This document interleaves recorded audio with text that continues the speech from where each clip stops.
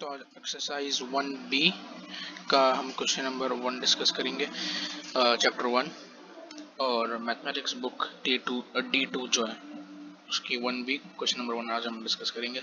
तो if x is directly proportional to y cube, ये y cube लिखा हुआ है, and x is 32 and y is equals to 2, find an equation connecting x and y। ठीक है, अब इसके अंदर कह रहे हैं कि x is directly proportional to y cube. अब हमें उसकी इक्वेशन बनानी है, तो कैसे लिखेंगे हम x डायरेक्टली प्रोपोर्शनल, प्रोपोर्शनलिटी का साइन लिखेंगे पहले, तो x प्रोपोर्शनलिटी का साइन और फिर उसके बाद y क्यूब, ये हमारे पास आ गया। प्रोपोर्शनलिटी का साइन हटाएंगे इसको क्योंकि हमें इक्वेशन में कन्वर्ट करना है, तो इसको हटा के हम यहाँ पे इक्वल्स टू लाएंगे और फिर उसके बाद एक कांस्टेंट वैल्यू मल्टीप्लाई होगी y क्यूब से।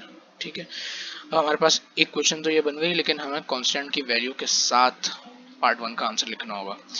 तो कांस्टेंट की वैल्यू फाइंड करने के लिए हम x की जगह x की वैल्यू लिखेंगे, y की जगह y की वैल्यू। x की वैल्यू ये दी हुई, y की वैल्यू भी ये दी हुई, तो x की जगह हम लिखेंगे 32 इक्वल्स टू के हमें नहीं पता मल्टीप्लाइड बाय y क्यूब, तो 2 पावर 3। अब 2 पावर 3 यहाँ पे k से मल्टीप्लाई हो रही है। ठीक है, अब इससे हमारे पास कोई आंसर तो नहीं आएगा, तो हम 2 को इस तरफ ले आएंगे, ये हो जाएगा 32 डिवाइडेड बाय 2 का क्यूब होता है, अगर हम देखें 2 multiplied by 2 multiplied by 2, 2 cube का मतलब ये होता है कि 2 अपने आप से तीन ही मरतबा मल्टीप्लाई हो रहा है, तो ये हो जाएगा 4 और ये हो जाएगा 4 2 8, तो हमारे पास आंसर आ रहा है 8। तो 32 डिवाइडेड बाय 8 और इससे हमारे पास k की वैल्यू आ जाती है 4, हमारे पास ये आ गया। ठीक है, अब पार्ट 1 का आंसर क्या है हमारे पास? पार्ट 1 का आंसर आया हमारे पास कि x इक्वल्स टू 4, जो कि k की वैल्यू है यहाँ पे 4, फिर y क्यूब, ये हमारे पास पार्ट 1 का आंसर आ गया। ठीक है, अब चलते हैं पार्ट 2 की तरफ, इसको पहले मिटा देता हूँ। अच्छा, पार्ट 1 का आंसर ये आ गया 4y क्यूब, इसको मिटा के साइड पर लिख देते हैं। तो x equals to 4y cube, ये पार्ट 1 का आंसर आ गया। पार्ट 2 है find the value of x when y equals to 6, हमें x की वैल्यू फाइंड करनी है, तो x हमें नहीं पता, इक्वल्स टू 4, y की वैल्यू है 6। अच्छा, याद रखना है इस y की वैल्यू है 6 और y पे क्यूब है, तो 6 पे क्यूब आ जाएगा, इस बात का ख्याल रखना है। और क्योंकि ब्रैकेट है, ब्रैकेट मतलब पहले 6 पे पहले क्यूब है, तो हम पहले इसको सॉल्व करेंगे, फिर बाद में इसको इससे मल्टीप्लाई करेंगे, क्योंकि अगर हम 4 को पहले 6 से मल्टीप्लाई करते हैं फिर हम उसका क्यूब ले लेंगे, अगर ऐसा करते हैं तो फिर हमारे पास आंसर गलत आएगा, क्योंकि हमेशा पहले पावर को सॉल्व करना होता है हमें, फिर उसके बाद ब्रैकेट के अंदर जो होता है उसको, और फिर आगे जो सारी चीज़ें होती है उसको करना होता है। तो यहाँ पे पहले पावर है, तो हम पहले पावर को सॉल्व करेंगे, तो 6 की 3 लेंगे।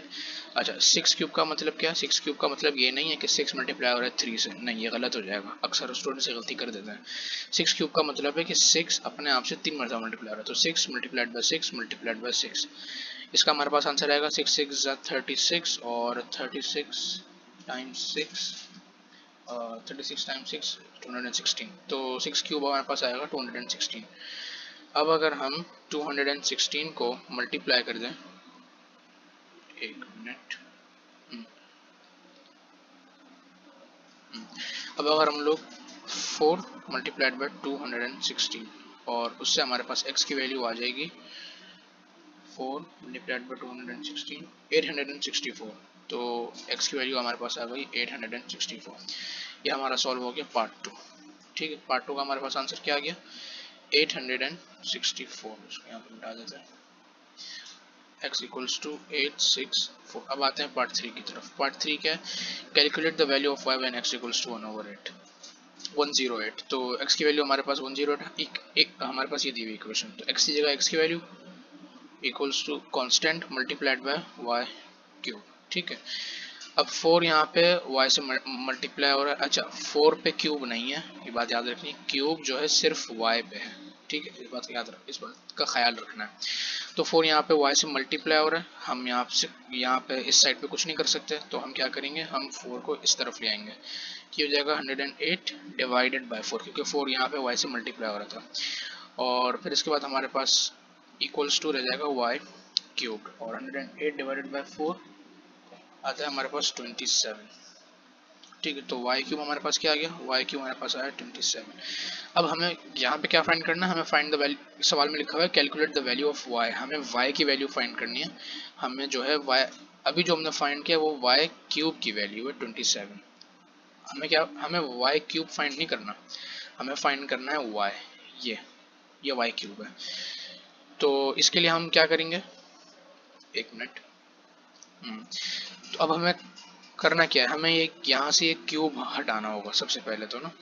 तो इस क्यूब का मतलब क्या है, इस क्यूब का मतलब है कि y मल्टीप्लाई हो रहा है अपने आप से 3 मरतबा, तो y times y equals to 27। तो कोई ऐसा नंबर है जिसको हम अगर 3 मरतबा मल्टीप्लाई करें तो आंसर 27 आए। अब इसका एक तरीका होता है क्यूब रूट लेने का, ठीक है, क्यूब रूट कैसे लेते हैं। अब हमें कैसे पता है कि स्क्वायर रूट लेना है, क्यूब रूट लेना है या फोर्थ रूट लेना है। हम ये पावर को देखेंगे, पावर में क्या है, पावर 3 है, पावर 3 है तो हम लेंगे क्यूब रूट, ठीक है, इस बात का ख्याल रखना है, वाई क्यूब का, और लेंगे हम लोग 27 का क्यूब रूट, ठीक है। अच्छा नहीं, इससे पहले सबसे पहले एक और चीज़ समझा देता हूँ। अगर हमारे पास एक साइड पे पावर दी हुई है और हमें उस पावर को ख़त्म करना है, तो वो पावर कैसे ख़त्म होगी, वो पावर ख़त्म होगी रूट लेके, ठीक है। रूट कौन सा रूट, क्यूब रूट लेके या फिर स्क्वायर रूट लेके, वो डिपेंड करता है पावर पे। अगर पावर क्यूब है तो हम लोग क्यूब रूट लेंगे, अगर पावर स्क्वायर है तो हम स्क्वायर रूट लेंगे, अगर पावर 4 है तो फिर हम फोर्थ का रूट लेंगे। तो ये सिर्फ और सिर्फ पावर पर डिपेंड करता है। और अब क्योंकि हम एक साइड पे हमें पावर ख़त्म करनी है, हम यहाँ पे क्योंकि रूट ले रहे हैं, क्यूब रूट ले रहे हैं यहाँ पे वाई क्यूब। अब अगर हम लोग एक किसी भी इक्वेशन के एक साइड पे अगर कोई चेंजिंग कर रहे हैं, हम यहाँ पे चेंजिंग कर रहे हैं ना, हम यहाँ पे सवाल में नहीं है, हम अपनी तरफ से एक चीज़ ऐड कर रहे हैं। तो जब भी कोई कहीं कोई चीज़ अपनी तरफ से ऐड करते हैं, वो अपोजिट साइड पे वो वही चीज़ सेम वहाँ भी ऐड करते हैं, ठीक है। मतलब क्या हुआ, मैंने यहाँ पे क्यूब रूट ऐड किया है ना वाई क्यूब पे, तो फिर मैं अपोजिट साइड पे यानी इस साइड पे मैं 27 पे भी क्यूब रूट ऐड करूँगा ऐसे, वरना सवाल गलत हो जाएगा। मैं y क्यूब रूट लिख दूं, y क्यूब इक्वल्स टू 27, ये गलत हो जाएगा क्योंकि हमने यहाँ पे क्यूब रूट अपनी तरफ से ऐड किया। तो हम लोग जो चीज़ इक्वेशन की अगर एक साइड पे हम अपनी तरफ से ऐड कर रहे हैं, वो हमें दूसरी साइड पे भी ऐड करना होगा ताकि आंसर चेंज ना हो, आंसर वही रहे, उससे फिर सॉल्यूशन सेम रहता है। अब हमने cube root under y cube ले लिया, ठीक है, और इक्वल्स टू हमने यहाँ भी क्यूब रूट ले लिया 27 का, तो 27 का क्यूब रूट, ठीक है। अब y क्यूब है तो, और ये भी क्यूब रूट है, तो क्यूब रूट से कट जाएगा, ठीक है। ये क्यों कटेगा, ये भी बता देता हूँ मैं, क्योंकि क्यूब रूट का मतलब होता है पावर, कोई नंबर है ना तो उसकी पावर 1/3 हो, ये होता है। अब y की पावर 3 थी, हमने क्या किया, हमने लिख दिया y की पावर 3 और फिर उसके बाद 1/3 इस पूरी की पावर, इसको हम ऐसे लिखें या ऐसे लिखें बात बराबर होती है। तो अब क्या हुआ, जब ब्रैकेट के बाहर कोई पावर अगर होती, क्योंकि ये ब्रैकेट के अंदर है ये ब्रैकेट के बाहर है, तो ये दोनों मल्टीप्लाई होंगी और जब 1/3 से मल्टीप्लाई होगा तो आंसर 1 बचेगा। तो इसी वजह से ये क्यूब इससे कट जाएगा, ठीक है। तो हमारे पास यहाँ क्या बच गया, यहाँ पे हमारे पास बच गया सिर्फ y इक्वल्स टू, अच्छा अब 27 का क्यूब है, ये कैसे करेंगे। 27 हमें देखना है क्या 27 किसी नंबर का क्यूब है, हमें ये पहले देखना है। तो क्योंकि ये क्यूब रूट है, हम स्क्वायर नहीं चेक करेंगे, हम क्यूब चेक करेंगे, क्योंकि हमें क्यूब को क्यूब से काटना। अच्छा किसका क्यूब है, 3 का क्यूब है, क्योंकि हम लोग 3 करें हमारे पास क्या आंसर आता है, 3 3 ज़ा 9, 9 3 ज़ा 27। तो ये क्यूब है 3 का, हम क्या करेंगे, हम यहाँ पे क्यूब लिखेंगे और 3 क्यूब हम यहाँ पे लिख देंगे। अब उसके बाद ये क्यूब इस क्यूब रूट से कट जाएगा और हमारे पास y की वैल्यू आएगी 3। ये हमारा सॉल्व हो गया पार्ट 3। पार्ट 4 है draw the graph of x against y cube. अब ग्राफ पे भी ना हम ऐसे ड्रॉ करेंगे कि, अच्छा चलो ग्राफ पहले देख लेते हैं ग्राफ कैसे ड्रॉ करेंगे। सबसे पहले हमें क्या करना है, हमें ये करना है, एक मिनट, पार्ट 3 को क्या है, हम ये करेंगे कि x एक्सिस पे पहले हम लोग पहले y एक्सिस ड्रॉ करेंगे, x एक्सिस हम ड्रॉ करेंगे, उसके साथ साथ, अच्छा नहीं, उसके साथ साथ हम ना मिसाल के तौर पे यहाँ पे मैंने लिख दिया 50 y एक्सिस पे, मैंने लिख दिया 100, ये मैंने लिख दिया 150, एक मिनट नहीं, ये x एक्सिस पे करेंगे, ये हम करेंगे x एक्सिस पे, तो मैंने एक्यूरेट मेरी वो नहीं है, लेकिन आप लोगों ने कोशिश करना है कि आपकी जो डिस्टेंस है दोनों पॉइंट्स का वो एक्यूरेट रहे। तो मैंने ग्राफ पे एक रफ से बना दिया।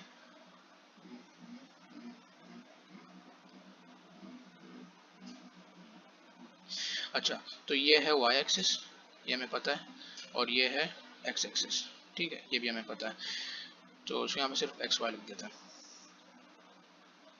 x y और ये x, ठीक है। यहाँ पे आएंगी x की नेगेटिव वैल्यूज, यहाँ पे आएंगी x की पॉजिटिव वैल्यूज, इधर आएंगी y की पॉजिटिव वैल्यूज और इधर आएंगी y की नेगेटिव वैल्यूज। इस बात का भी ख्याल रखना है, ठीक है। अच्छा, तो हम सपोज करते हैं कि ये x की जो ये वाला पॉइंट है, ये एक पॉइंट है 50 का, ठीक है। तो ये 50 है, तो ये 100 हो जाएगा, ये 150 हो जाएगा, ये हो जाएगा 200, ठीक है। इसी तरह ये हो जाएगा -50 क्योंकि यहाँ पे नेगेटिव वैल्यूज, ये हो जाएगा -100, ये हो जाएगा -150। और इसको हम सपोज कर लेते हैं 1 2 3 4 और -1 -2 -3 और -4, ठीक है। अब हमें क्या करना है, हमें सिर्फ 3 पॉइंट्स कम से कम ना समझ, मतलब 3 पॉइंट्स यहाँ पे, 3 पॉइंट्स यहाँ के, हमें 3 पॉइंट्स लेने कोई से भी, और उन 3 पॉइंट्स को यूज मिसाल के तौर पे हम y को ले लेते हैं, ठीक है। अब इसके अंदर हम y चूज करते हैं, x चूज नहीं करेंगे क्योंकि x की वैल्यूज बड़ी हैं, ठीक है। हम x, अच्छा मैं इसको और आसानी से समझा देता हूँ। अच्छा, हमारे पास इक्वेशन क्या बनी थी, x इक्वल्स टू 4y3, ठीक है। ये हमारे पास ग्राफ है, x इक्वल्स टू 4y3 हमारी इक्वेशन है। अब हमें इस इक्वेशन का ग्राफ ड्रॉ करना है। ग्राफ कैसे ड्रॉ करेंगे, हमें जो है ना, मिसाल के तौर पे हमने सपोज किया कि x की वैल्यू है 1, तो y की वैल्यू क्या होगी, y की वैल्यू जो भी होगी जब हमारे पास ये आ जाएगी तो हम उसको यहाँ पे प्लॉट करेंगे इस ग्राफ पे, ठीक है। फिर उसके बाद हम सपोज करेंगे कि x अगर 2 है तो फिर y की वैल्यू क्या है, फिर अगर x 3 है तो फिर y की वैल्यू क्या होगी, फिर अगर x 4 है तो y की वैल्यू क्या होगी। ऐसे करके हमें कम से कम 4-5 पॉइंट्स लेने, x के भी y की भी, और फिर उसके बाद उनको इस ग्राफ पे हमें प्लॉट करना, और फिर उसके बाद उसको लाइन, हमें उसको पूरा शो करना है, ठीक है। लेकिन इस केस में हम लोग ये कर तो सकते हैं, लेकिन x को अगर हम देखें कि x की वैल्यू अगर 1 हम सपोज करें, तो हमने यहाँ पे x की वैल्यूज बड़ी रखी हैं, क्योंकि जैसे कि हमने पीछे देखा यहाँ पे कि जब x 108 था, यानी जब x की वैल्यू इतनी बड़ी थी 108, तो y की वैल्यू कितनी थी, y की वैल्यू थी सिर्फ 3। तो यानी y की वैल्यू छोटी हैं और x की वैल्यूज बहुत बड़ी बड़ी आएंगी, इसलिए हम लोग यहाँ पे जो वैल्यू सपोज करेंगे सबसे पहले वो करेंगे y की, यानी अगर y 1 है तो फिर x कितना होगा, y 2 है तो फिर x कितना होगा, और y 3 है तो x कितना होगा, हम ऐसे करेंगे। तो सपोज कर लेते हैं y 1 है तो x कितना होगा, x हम फाइंड करते हैं, हमें पता है कि x है 4 1 क्यूब, क्योंकि हमारे पास एक इक्वेशन ये थी ना कि x equals to 4y cube, x equals to 4y cube, ये हमारी इक्वेशन थी, इसको हम यूज़ करेंगे। तो हमारे पास x की वैल्यू आ जाएगी 1 1 1 4, ये हमारे पास x की वैल्यू आ गई 4। अब अगर y इक्वल्स टू 2 है तो फिर x की वैल्यू क्या होगी, x की वैल्यू होगी 4 2 क्यूब, ठीक है। और x की वैल्यू फिर से हमारे पास आ जाएगी 2 2 4 4 2 8 8 4 32, ये हमारे पास आ गया। इसी तरह अगर y 3 है तो फिर x की वैल्यू क्या आएगी, तो 3 3 9 3 27 27, फिर मल्टीप्लाई होगा 4 से, 7 मल्टीप्लाइड बाय 4 108, ठीक है। तो अच्छा यहाँ पे लिख देता हूँ पहले, तो 4 मल्टीप्लाइड बाय 3 क्यूब, तो 3 3 9 9 3 27, इसका आंसर आ जाएगा 27, फिर वो 4 से मल्टीप्लाई होगा, उससे हमारे पास आंसर आ जाएगा 108। अब यहाँ पे हमने पॉजिटिव 3 वैल्यूज ले ली। याद रहे कि ग्राफ के अंदर पॉजिटिव वैल्यूज भी होती है, नेगेटिव वैल्यूज भी होती है। तो हमने क्या करना है कि कम से कम 3 वैल्यूज हमने पॉजिटिव से लेनी है और कम से कम 3 वैल्यूज हमने नेगेटिव से लेनी है। तो पॉजिटिव से हमने ले ली 3 वैल्यूज, अब नेगेटिव की तरफ आते हैं, इसको अलग कर देते हैं। अब नेगेटिव की तरफ आते हैं, तो सपोज करते हैं y इक्वल्स टू -1, तो x कितना होगा, x होगा वही होगा कि एक मिनट, हाँ x होगा -4, ठीक है, क्योंकि -1 होगा यहाँ पे, ऐसा ही है ना, तो माइनस माइनस, अच्छा नहीं नहीं नहीं नहीं ये नहीं होगा, तो ये हो जाएगा 4 मल्टीप्लाई हो रहा होगा -1 क्यूब से, एक minute, minus minus plus plus minus minus, अच्छा -1 क्यूब का मतलब क्या है, -1 क्यूब का मतलब है कि -1 मल्टीप्लाइड बाय -1 मल्टीप्लाइड बाय -1, तो ये हो जाएगा आंसर तो इसका आएगा 1, लेकिन साइन आएगा इसका माइनस में, ठीक है। तो minus minus plus plus minus minus, और फिर उसके बाद -1 4 से मल्टीप्लाई होगा, उससे हमारे पास आंसर आ जाएगा -4, ठीक है। हाँ ठीक है, सही है, -4 आ गया। इसी तरह अगर y को हम लोग -2 रखें तो हमारे पास x की वैल्यू आएगी -32, हमने ये सपोज ये किया था ना ऊपर, हाँ। और फिर उसके बाद अगर y को हम 3 रखें, -3 सॉरी, तो x वैल्यू हमारे पास आ जाएगी -108। याद रहे कि जब भी हम लोग नेगेटिव वैल्यूज लेते हैं ना, तो हमेशा आंसर ऑपोजिट नहीं आता। जैसे हमने ऊपर x की वैल्यूज देखें, यहाँ पे 108 है, यहाँ पे -108 है, हमेशा नहीं आता, एक इक्वेशन पर डिपेंड करता है। यहाँ पे इक्वेशन ऐसी थी तो इसलिए ऑपोजिट आ रहा है, हमेशा नहीं आता। तो बेहतर यही है कि आप लोग बाकायदा ऐसे लिख के पूरा सॉल्व करें, ठीक है। अब हमारे पास ये 3 आ गई, हमारे पास पॉजिटिव भी आ गई, हमारे पास नेगेटिव भी आ गई। अब इसको ग्राफ पे प्लॉट कर देते हैं। तो ग्राफ पे प्लॉट करेंगे, जब y1 था, यानी y मिसाल यहाँ ये y1 है, जब y1 था तो x कितना था, x था 4 किधर आएगा, तो ये यहाँ पे 50 हो रहा है, तो 4 बिल्कुल स्टार्टिंग में मिसाल के तौर पे इसको ब्लैक से कर देते हैं, 4 आएगा शायद ये इधर इस तरफ कहीं आएगा 4, सही है। x2 तो 32, तो x जब 2 था तो y कितना था 32, 32 कहाँ होगा, 32 ऑलमोस्ट यहाँ पे कहीं होगा। ये अप्रोक्सीमेट नहीं, मैं सिर्फ लगा रहा हूँ, एक्यूरेट नहीं है, लेकिन आपको जब ग्राफ पेपर दिया जाएगा तो आपको उस पर पूरा एक्यूरेट करना होगा। y की वैल्यू 2 होगी, ठीक है। अब y की वैल्यू 3 अगर देखें तो x 108, तो 3 पे था 108 होगा यहाँ पे कहीं, ये कुछ ऐसा बनेगा, सही नहीं लग रहा, लेकिन कुछ ऐसे ही बनेगा, ये कुछ ज़्यादा ही आगे होगा ये मेरे ख्याल से। तो ये होगा 2 पे था 32 में, 2 पे 32 यहीं कहीं बन रहा था, अब बज़ाहिर यही होगा, इस तरफ कहीं होगा। खैर,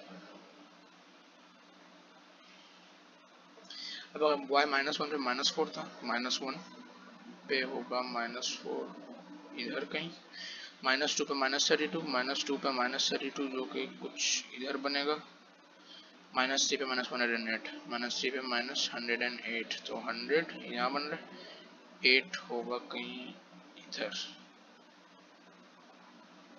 यहाँ पे कहीं आसपास इधर ही। तो ये ग्राफ कुछ ऐसा बन रहा है, तो ये और ये, ठीक है। अब इसको देखते हैं क्या ये सच में ऐसे ही बन रहा है या नहीं। हाँ, तो जो ग्राफ हमने ड्रॉ किया है वो रफली कुछ ऐसा ही बनेगा, जो यानी कि कुछ ऐसा एस शेप से मिलता जुलता होगा वो ग्राफ, और ओरिजिन से गुजर रहा होगा, ओरिजिन यानी जो पॉइंट 0 है ना, यहाँ से गुजरता हुआ होगा। तो हमने पॉइंट सही प्लॉट किए, बस मेरे पास क्योंकि ऐसी जगह थी, मैंने ऐसी रफली से ड्रॉ किया, तो इसलिए इतना एक्यूरेट नहीं बना, लेकिन ग्राफ ऐसे ही बनेगा एस शेप में।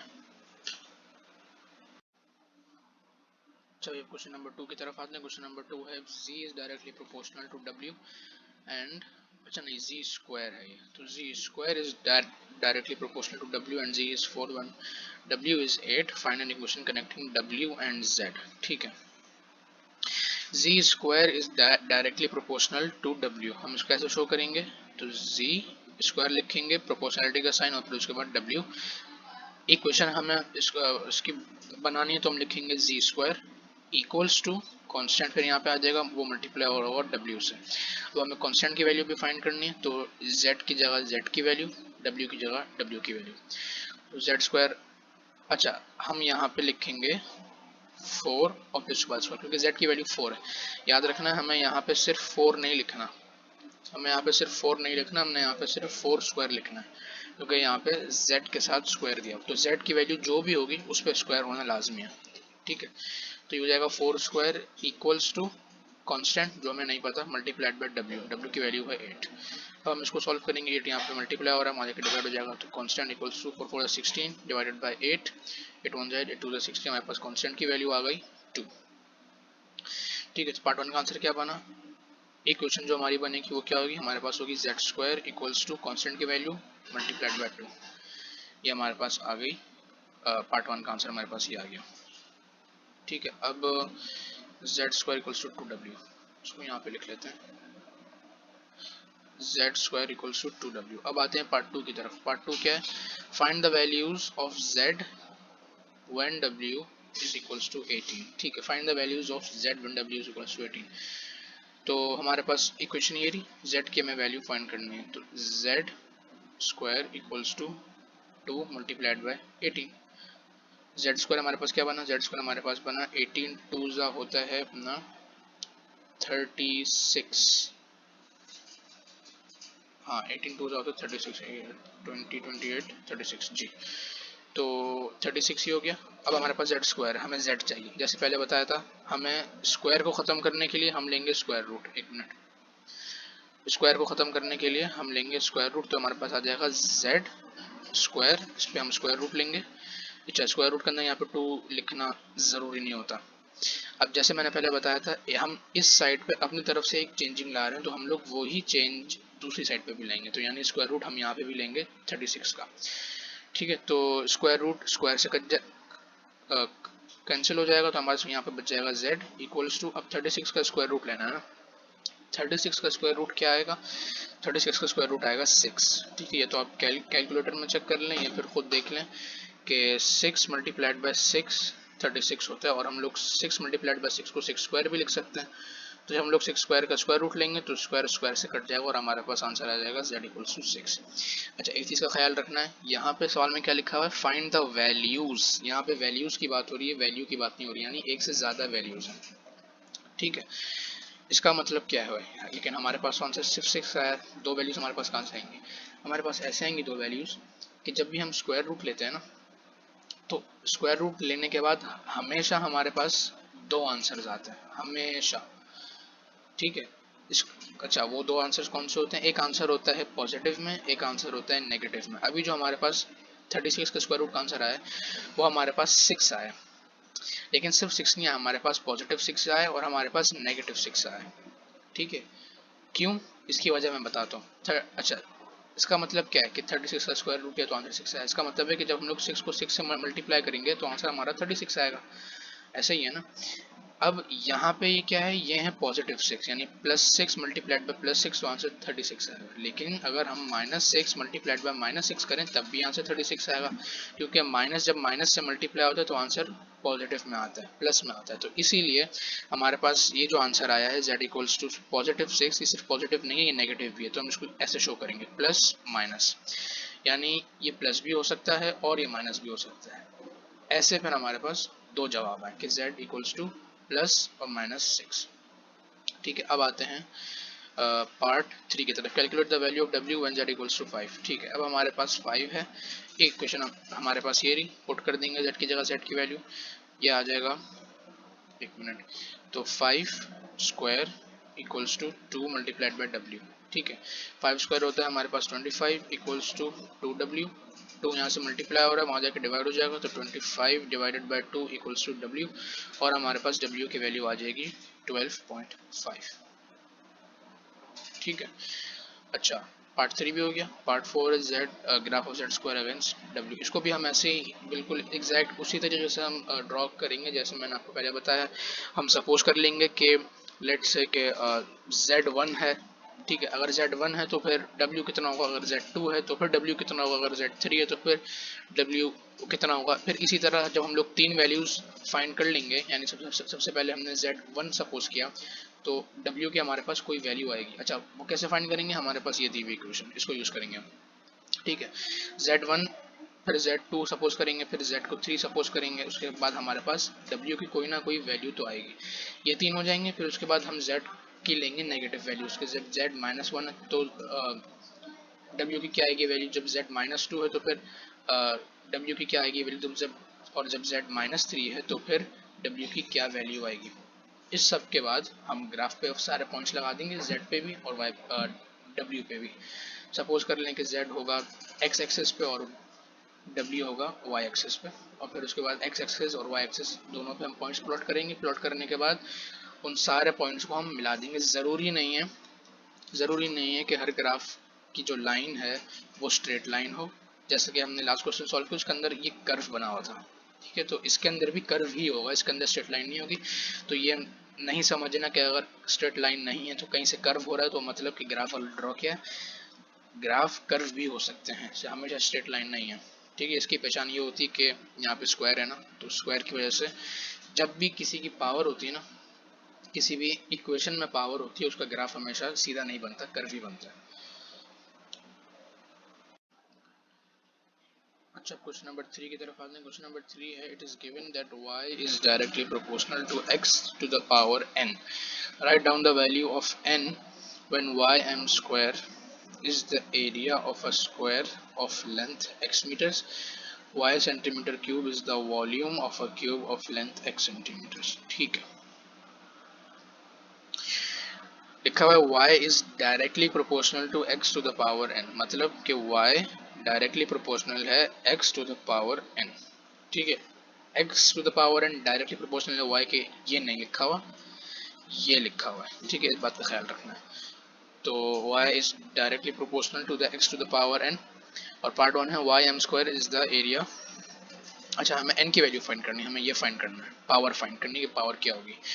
तो y m square is the area of square of length x metres. ठीक है, कह रहे हैं कि y m स्क्वायर जो है मीटर स्क्वायर है, ये मतलब y मीटर स्क्वायर जो है वो एरिया है स्क्वायर का जिसकी लेंथ x मीटर है, यानी एक स्क्वायर है, ये एक स्क्वायर है, इसकी जो लेंथ है यानी कि ये है x मीटर्स। ठीक है, ये जो लेंथ है, अब क्योंकि स्क्वायर की चारों साइड सेम होती हैं तो फिर चारों साइड ही होंगी x x और x।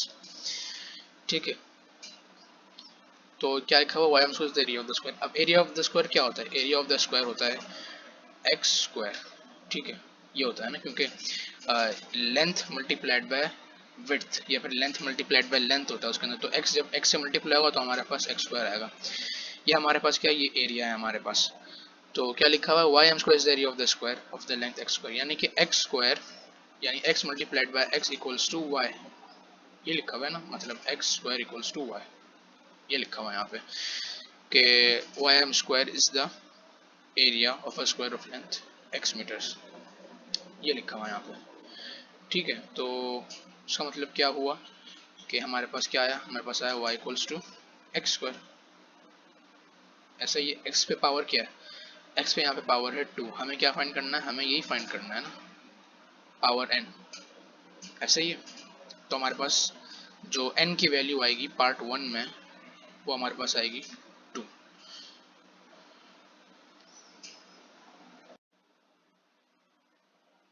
अच्छा, कहीं कहीं किसी किसी के जहन में ये सवाल होगा कि इसके अंदर k की वैल्यू मिसाल के तौर पे कहाँ है। अच्छा, हो सकता है किसी को इसके अंदर कंफ्यूजन हो, मैं थोड़ा सा और इसको एक्सप्लेन कर देता हूँ सवाल को। सवाल में लिखा है y m square is the area of a square of length x metres. हमने यहाँ पे मैंने यहाँ पे शो किया कि यहाँ लिखा हुआ है कि y जो है ना वो एरिया है एक स्क्वायर का जिसकी लेंथ है x। ठीक है, हर सारी साइड्स x है। अब इसका जो एरिया है ना, ये जो एरिया है ये इक्वल है y के।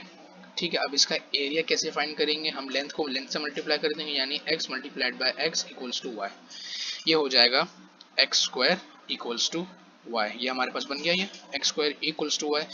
सवाल में हमें क्या बताया हुआ है, that y is directly proportional to x to the power n। ठीक है, ये हमारे पास ये दी हुई है ना x to the power n, हमने यहाँ पे ये ड्रॉ किया हुआ y is directly proportional to x to the power n। अब अगर हम इसको इक्वेशन में कन्वर्ट करें तो ये हो जाएगा y equals to constant multiply हो रहा है x पावर n। ठीक है, अब यहाँ पे हमारे पास, अच्छा यहाँ पे हमारे पास क्या आया है, यहाँ पे हमारे पास आया x square equals to y. ठीक है, अब हम इसको ऐसे लिखें या इसको हम लिख दें y equals to x square, बात बराबर है। ठीक है, इससे कोई फर्क नहीं पड़ता।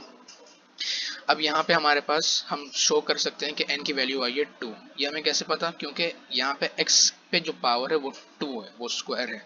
तो k कहाँ गया, k हो सकता है यहाँ पे k 1 हो, इसलिए k को हमेशा 1 को हमेशा शो नहीं करते। यहाँ सबको पता है कि जब 1 मल्टीप्लाई हो रहा होता है किसी नंबर को, हम उसको शो नहीं करते क्योंकि आंसर वही आ रहा होता है। तो इसलिए यहाँ पे n की पावर 2 इसलिए बनी है।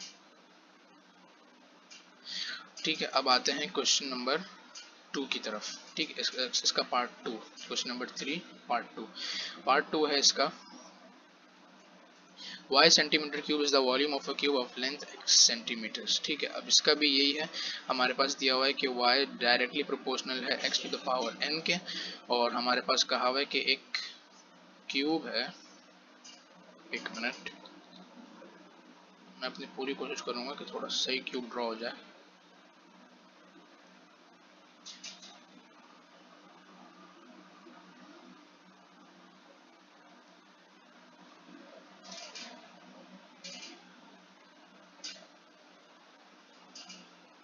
ठीक है, y centimetre cube is the volume of a cube of length x centimetres. अब क्यूब है, क्यूब की भी सारी साइड सेम होती है, यानी ये x है, ये भी x है, ये भी x है, ये भी x है, ये भी x है, ये भी x है, यानी सारी साइड्स क्यूब की सेम होती है। ठीक है, अब इसका जो वॉल्यूम है, क्यूब का जो वॉल्यूम है वो है y सेंटीमीटर क्यूब। ठीक है, लेंथ कितनी है x सेंटीमीटर। अच्छा, क्यूब का वॉल्यूम का फॉर्मूला क्या होता है? क्यूब का वॉल्यूम का फॉर्मूला होता है length multiplied by length multiplied by length. ठीक है, क्यूब है क्योंकि क्यूब की सारी साइड सेम होती है, इसलिए हम एल एल एल ले रहे हैं, तो यानी ये हो जाएगा एल क्यूब। लेंथ कितनी है इसकी? लेंथ है इसकी x, तो हम क्या लिखेंगे? हम लिखेंगे कि वॉल्यूम है इसका x टू द पावर 3।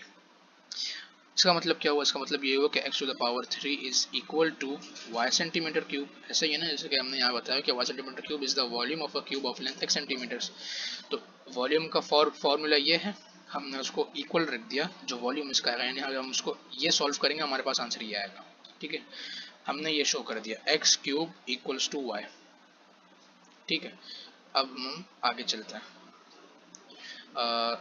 थोड़ा साइड पे आ जाते हैं। हाँ, अब हम इसको ऐसे लिखें, इसी को ले लेते हैं, इसको जब हम लोग इक्वेशन में कन्वर्ट करेंगे तो ये हो जाएगा y equals to k multiplied by x to the power n। सही है, अब हम इसको ऐसे लिखें या फिर हम इसको ऐसे लिखें कि x to the power n equals to y, बात बराबर ही है। ठीक है, इसी तरह x cube equals to y को हम अगर y equals to x cube रख दें तो बात एक ही है, कोई खास फर्क नहीं पड़ता। तो y equals to x cube और y equals to constant multiplied by x to the power n। हमारे पास फिर n की वैल्यू क्या आई, क्योंकि हम देखेंगे x पे पावर क्या है। अच्छा, खाली x, यहाँ पे अगर 2x होता तो ये आंसर गलत हो जाता, क्योंकि हमें खाली x चाहिए। खाली x हमारे पास आ गया है, x पे पावर कितनी है? x पे पावर है 3, तो n की वैल्यू हमारे पास क्या आएगी? n की वैल्यू हमारे पास आएगी 3। सही है, कांस्टेंट कहाँ गया? हो सकता है किसी को ये कंफ्यूजन हो, तो मैं फिर बता रहा हूँ, कांस्टेंट 1 हो सकता है और हम 1 को शो नहीं करते। जब भी 1 किसी से मल्टीप्लाई हो रहा होता है तो आंसर वही आता है, तो हो सकता है कांस्टेंट 1 और जब मल्टीप्लाइड बाय 1 हो तो आंसर x ही आ जाए। ठीक है,